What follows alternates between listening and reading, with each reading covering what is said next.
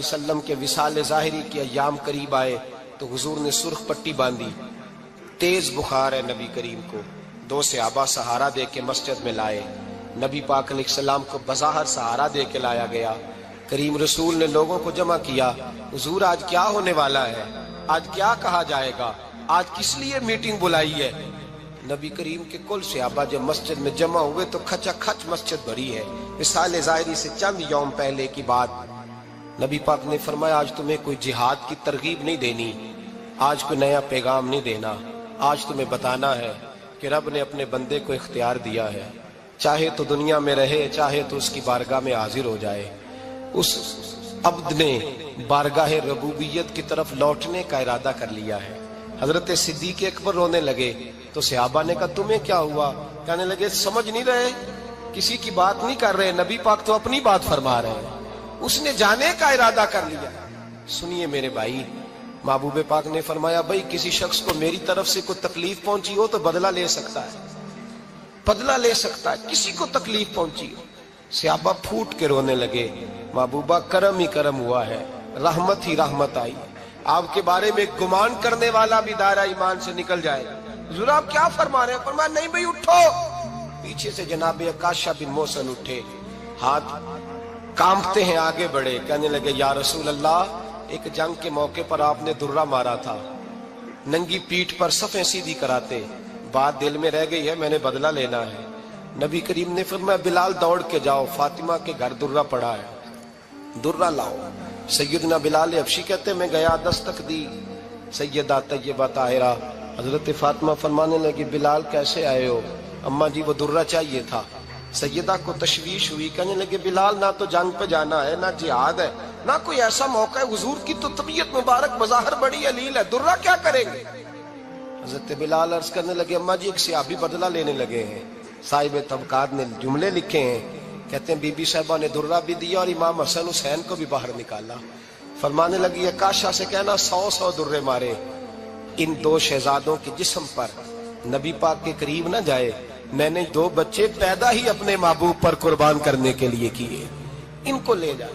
حضرت بلال کہتے میں 2 شہزادے لے کے آیا، اور جب دروازے میں میں لے کے پہنچا تو نبی پاک نے دیکھا تو آنکھوں میں آنسو آ گئے، فرمایا ان کو بٹھا دو، مجھے پتا ہے فاطمہ نے کیا کہہ کے بھیجا ہے۔ حضرت سیدنا بلال فرماتے ہیں درہ میں نے جناب عکاشہ کو دیا، حضرت عکاشہ درہ لے کے آگے جو بڑھے تو حضرت ابو بکر صدیق نے ان کے پیروں پہ ہاتھ رکھا، فرمایا عکاشہ میری طرف آ یار، مجھے ماں درے، نبی پاک کے قریب نہ جا۔ مصطفیٰ کریم نے فرمایا ابو بکر تو ہٹ جا، اسے آنے دے۔ فرماتے ہیں میں چند قدم آگے گیا تو مولا علی شیر خدا نے میرے پیر پہ ہاتھ رکھا، کہنے لگے عکاشہ سوچ تو صحیح تو کیا کر رہا ہے؟ حضور نے فرمایا علی ہٹ جاؤ، میرا اور ان کا معاملہ ہے۔ جناب عکاشہ آگے بڑھ رہے، نبی کریم نے فرمایا میں اپنی امت کو درس دینا چاہتا ہوں، خبردار خبردار زندگی میں تمہارے ہاتھ سے زبان سے کسی کو تکلیف نہ پہنچنے پائے، خبردار یاد رکھنا وہ معاشرے بگڑ جاتے ہیں، وہ معاشرے تباہ کر دیے جاتے ہیں جہاں ظلم ہوتا ہے، جہاں زیادتی ہوتی ہے، جہاں لوگوں کو ستایا جاتا ہے۔ محبوب کریم کے قریب آئے حضرت عکاشہ، کہا حضور میری پیٹھ ننگی تھی، آپ بھی ذرا کپڑا ہٹائیے۔ نبی کریم نے پیٹھ سے کپڑا ہٹایا، جناب عکاشہ نے درہ جو اٹھایا تو صحابہ کی چیخیں نکلی، حضرت عکاشہ نے درہ دور پھینکا، حضور کے بطن اطہر سے لپٹ گئے، چومنے لگے، کہنے لگے حضور وہ تو صفیں سیدھی کراتے لگ گیا تھا، آپ نے کہاں مارا تھا؟ یا رسول اللہ میں تو بہانہ بنا رہا تھا کہ جاتی دفعہ مجھے وجود چومنے کا موقع نصیب ہو جائے، مجھے یہ موقع نصیب ہو جائے۔ میرے حبیب نے فرمایا جس نے جنتی دیکھنا ہو میرے عکاشہ کی زیارت کر لے۔ بھائی ظلم کا دروازہ کھلا ہوا ہے اور لوگ بھول جاتے ہیں زیادتی کرتے ہوئے، وہ بہو سے ہی کیوں نہ کریں، وہ اپنے گھر کے بھول جاتے ہیں کہ شاید پوچھنے والا کوئی نہیں، شاید میزان نہیں لگے گا۔ ایران کے بادشاہ نے اپنے بیٹے کو پڑھانے کے لیے ایک استاد صاحب کا بندوبست کیا۔ استاد صاحب کو کہا کہ میرے بچے کو دین پڑھائیے، میں چاہتا ہوں کل اس نے عنان حکومت کو سنبھالنا ہے تو یہ دین سے آگاہ ہو جائے، اس کو کچھ سکھائیے پڑھائیے۔ بہت نیک بزرگ بڑے درویش عالم پڑھانے لگے، اسباق مکمل ہو گئے، دین کے اسباق قرآن مجید پڑھایا، احادیث طیبہ کا درس دیا، اصول فقہ سے روشناس کرایا۔ جب بچے نے مکمل تعلیم حاصل کر لی اور آمین ہو گئی، دستار ہو گئی، فارغ ہو گئے، تو پھر ایک دن استاد صاحب نے کہا بیٹے کل تم نے ضرور آنا ہے، کچھ بات کرنی ہے۔ شہزادہ گیا ملنے استاد صاحب سے، استاد صاحب نے کنڈی لگا لی، ہاتھ میں درہ پکڑ لیا، مار مار کے پورے وجود کو زخمی کر دیا، کوئی غلطی نہیں، کوئی بات نہیں، مارا۔ اب بچہ آیا آ کے بادشاہ سلامت سے کہا کہ ابا جی سمجھ نہیں آئی، بڑا مارا ہے استاد۔ تو سیانے تھے نا بادشاہ، یہاں تو قاری صاحب روز کٹہرے میں کھڑے ہوتے ہیں، مولوی صاحب آپ نے میرے بچے کو کیوں مارا ہے؟ آپ 8,000 کے مولوی ہیں، میرا کئی کروڑ کا بچہ ہے، سویرے بدل لیں گے، خبردار آپ نے بچے کو ہاتھ لگایا، اپنی حیثیت میں رہے معاذ۔ جو قومیں استادوں کو کٹہروں میں کھڑا کرتی ہیں وہ ترقی نہیں کر پاتی، جو استادوں کو کٹہروں میں روز کھڑا کرتے ہیں۔ کہا ابا جی بڑا مارا ہے، تو والد بڑے سمجھدار تھے، کہنے لگے بیٹا استاد باپ ہوتا ہے، وہ زیادتی نہیں کرتا، کوئی بات ہوگی میں تیرے استاد کو کٹہرے میں نہیں بلاؤں گا۔ اماں سے بات کی، اماں کہنے لگی بیٹا میں تیرے باپ سے کیسے بات کروں، ڈرا تھا۔ وقت گزر گیا، 22 سال بیت گئے، 22 سال گزر گئے، بادشاہ کا انتقال ہوا، شہزادہ تخت پہ بیٹھا، پہلا حکم یہ دیا کہ میرے استاد کو بلاؤ، پہلا حکم۔ استاد جی بوڑھے ہو گئے تھے، چھڑی کے اوپر ٹیک لگا کے آئے اور بھویں سفید ہو کے جھک گئی تھیں، یوں آنکھ کھول کے بڑی مشکل سے دیکھا، کہنے لگے شہزادے حکم ہو۔ کب میں شہزادہ نہیں، اب میں بادشاہ بن گیا ہوں۔ استاد جی 22 سال بیت گئے، آپ نے مارا تھا، پر وہ درد چونکہ زیادتی کی تھی، میرا قصور کوئی نہیں تھا، تو نہ میری روح سے درد گیا ہے نہ میرے جسم سے گیا ہے، میں بے اختیار تھا، پوچھ نہیں سکتا تھا، آج با اختیار ہوا ہوں۔ سب سے پہلے پہلا حکم آپ کو دیا، بلایا ہے، بتائے کیوں مارا تھا، کیوں مجھے مارا تھا، میری زیادتی بتائے۔ تو استاد، بوڑھے استاد کی آنکھیں آنسوں سے بھر گئیں، کہنے لگے بیٹے بس آج کے دن کے لیے مارا تھا، یہ جو دن آ گیا نا میری زندگی میں اس لیے مارا تھا، یہ میں چاہتا تھا میری زندگی میں وقت آئے، آج کے بس میری مراد پوری ہو گئی۔ کہا صاحب کس لیے، مجھے بھی سمجھائے۔ آپ فرمانے لگے کتنی دیر ہو گئی تجھے مار کھائے ہوئے، کتنا زمانہ بیت گیا؟ کہنے لگا 22 سال۔ فرمایا زخم بھولے تو نہیں، درد ختم تو نہیں ہوئی، تمہیں بات 1 منٹ کے لیے بھی تمہارے حافظے سے محو تو نہیں ہوئی؟ کہا استاد جی روز رات کو یاد آتی، روز خیال آتا تھا۔ استاد کہنے لگے بھائی تو بے اختیار تھا، پوچھ نہیں سکا، 22 سال تجھے یاد رہا، مجھے پتا تھا تو ایک دن حکمران بنے گا، میں نے تجھے اس لیے مارا تھا کہ بیٹے یاد رکھنا، کسی پہ ظلم نہ کرنا، اگر تجھے 22 سال تک یاد رہا ہے تو جس پر تو ظلم کرے گا اسے بھی قیامت تک یاد رہے گا، اور یہ یاد رکھنا تو آج با اختیار ہوا تو تو نے مجھے بلا لیا ہے، قیامت کے دن غریب با اختیار ہو جائیں گے، مظلوم با اختیار ہو جائیں گے، وہ با اختیار ہو گے، للہ الواحد القہار، رب کریم کی بارگاہ کے اندر ان کا اختیار ہوگا، اکیلے اللہ کی حکمرانی ہوگی، پھر وہ بلائیں گے، بڑے بڑے کج کلا دنیا میں جن کی پگڑیاں اونچی تھی وہ سر جھکائے کھڑے ہوں گے، دنیا میں جو ڈکٹیٹر بنتے تھے ان کی پشتیں لال ہوں گی، ان کو غدار لکھا جائے گا، قیامت تک نہیں بھولے گا۔ ظلم کرنا تو سوچ سمجھ کے کرنا، اتنا کرنا جتنا تم سہ سکتے ہو، اتنی زیادتی کرنا جتنی قیامت میں تم برداشت کر سکتے ہو۔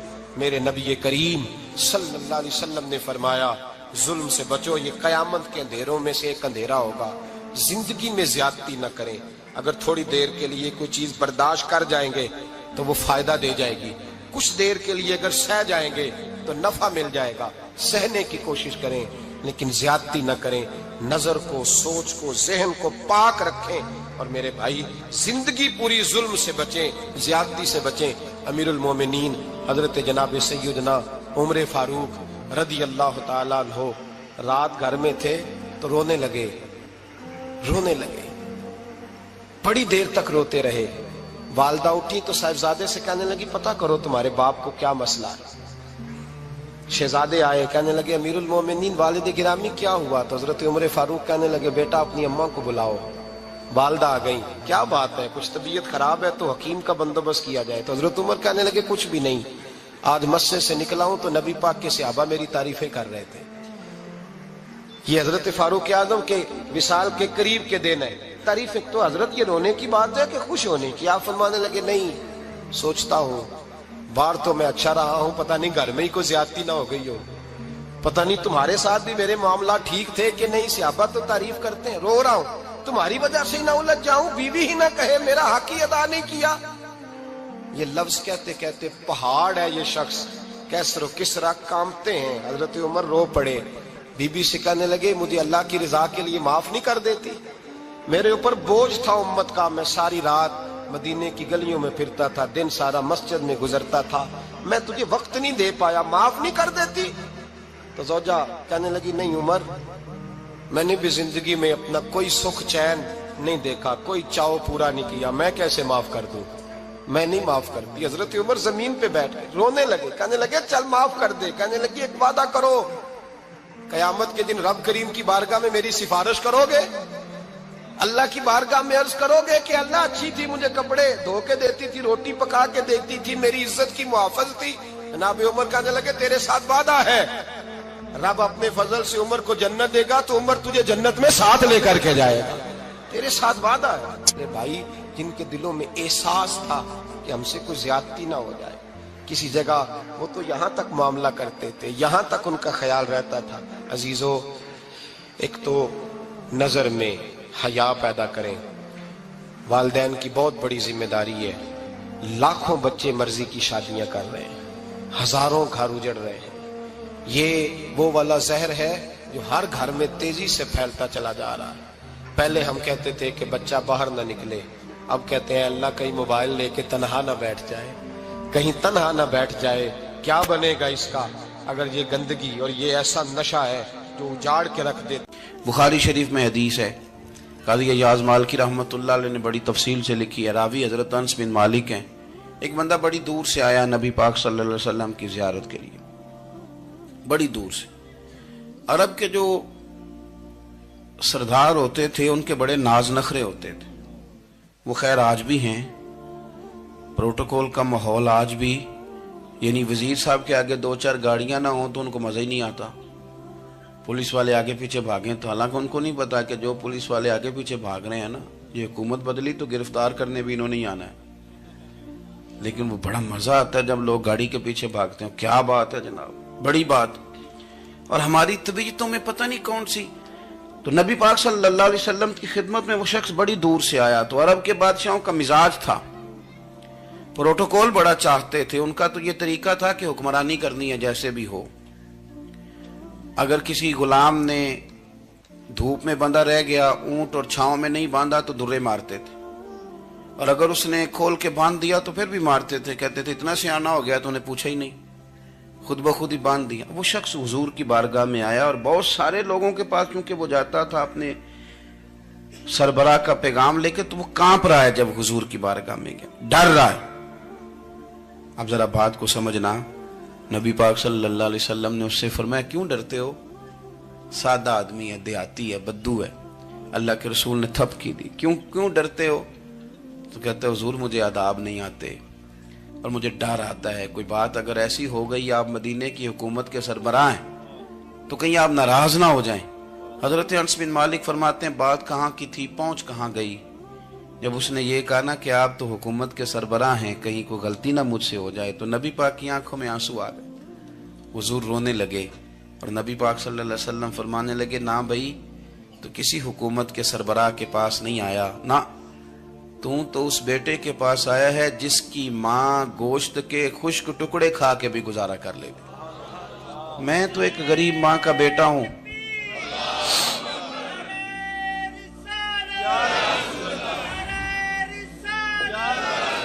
بھائی اگر آپ کا یہ ذوق بن جائے، دیکھو نا آج تو لوگ بھول جاتے ہیں نا، کپڑے بدل لیتے ہیں تو وہ سمجھتے ہیں کہ شاید سارا کچھ ہی بدل گیا، یعنی گاؤں سے آ کر پڑھنے والے بھول ہی گئے ہیں کہ کس کی ماں نے کتنا زیور بیچا تھا۔ لوگ بھول جاتے ہیں چیزوں کو، اپنے ماضی کو یاد رکھیں، آپ لوگوں کے ساتھ پیار کریں، آپ لوگوں کو موقع دیں، آپ تھوڑی سی اور کوشش کریں اس شخص تک جانے کی جو آپ کو مایوس نظر آ رہا ہے، پریشان نظر آ رہا ہے۔ یہ ہمیں میلاد والے محبوب صلی اللہ علیہ وسلم نے درس دی۔ ایک اور پہلو، حضور سید عالم صلی اللہ علیہ وسلم نے، ہمارے ہاں نا ابھی بھی برادری کی تقسیم ہے، ابھی بھی اور کچھ میں نے ایسے کمزور لوگ بھی دیکھے. یہ اس طرح کی حرکتیں ہارے ہوئے لوگ کرتے ہیں. ہارے ہوئے لوگ جو اپنے آپ کو سمجھتے ہیں کہ میں کوئی بڑا آدمی ہوں. بڑا آدمی تو اپنے اخلاق سے ہوتا ہے, اپنے کردار سے ہوتا ہے, اپنی سخاوت سے ہوتا ہے, لوگوں سے پیار کرنے سے ہوتا ہے. باقی یہ کہ بیٹھ کے کہانی سنانا کہ میں بڑا کچھ کرتا ہوں, تو جو کچھ کرتا ہوتا ہے اسے سنانے کی کوئی ضرورت.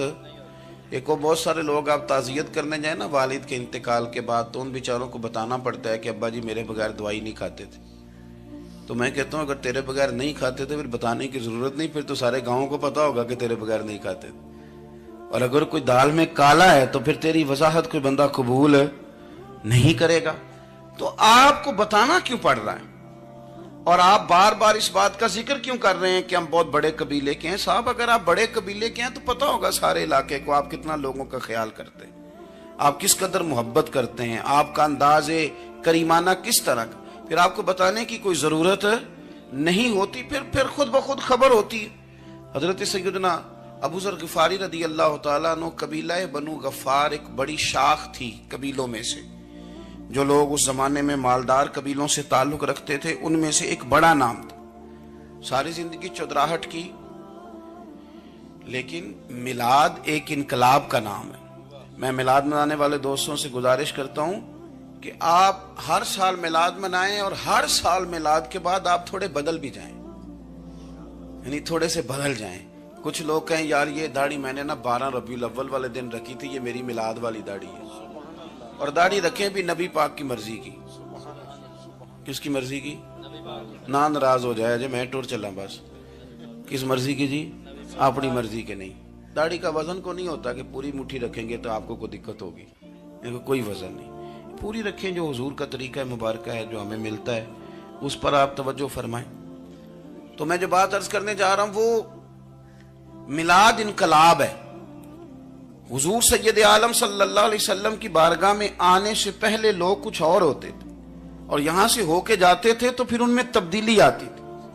میں سارا دن کرامتیں سناؤں نا کسی کو اپنے پیر صاحب کی, اور اپنے گھر میں بھی کہ میرے حضرت بڑے, میرے استاد بڑے, لیکن بیوی کے ساتھ اگر میں ترش لہجے میں بات کروں گا تو وہ کہے گی یہ سکھاندے نے تینوں پیر صاحب. دوست کہیں گے یہ سکھاتے ہیں آپ. تو آپ کی کہانیاں نہیں چلتی, آپ کا کردار چلتا ہے. حضرت ابو ذر غفاری رضی اللہ تعالیٰ عنہ فرماتے ہیں چونکہ میں چودھری تھا, سیدنا بلال حبشی رضی اللہ تعالیٰ عنہ کے پاس میں بیٹھا تھا. کسی بات میں بات آگے بڑھی اور بڑھتے بڑھتے بات شکنجی تک چلی گئی. رائے کے اختلاف نے باتوں میں تلخی پیدا کر دی, اور جب تھوڑے لفظ اور تیز ہوئے تو میں نے انہیں کہہ دیا چپ کر, تو ابشن کا بیٹا ہے. کس کے بیٹے تھے حضرت بلال؟ کہتے ہیں جب انہوں نے مجھے کہا تو میرا دل بڑا ٹوٹا, لیکن میں نے ارادہ کیا کہ میں نے حضور کی بارگاہ میں نہیں عرض کرنی. اب ہر بات کی ہم حضور کی بارگاہ میں شکایت کریں. لیکن میں جا کے مسجد میں بیٹھا, اور جب سرکار آئے نا, ارادہ نہیں تھا کہ عرض کروں گا, لیکن حضور کا چہرہ دیکھا تو دکھ میرا خود ہی تازہ ہو گیا. رونے کا بھی تو تب ہی مزہ آتا ہے نا کوئی اپنا ملے تو. فرماتے ہیں کہ میرے آنسو نہ بغیر اختیار کے چھلک پڑے, اور میں کھل کے روئے, کھل کے.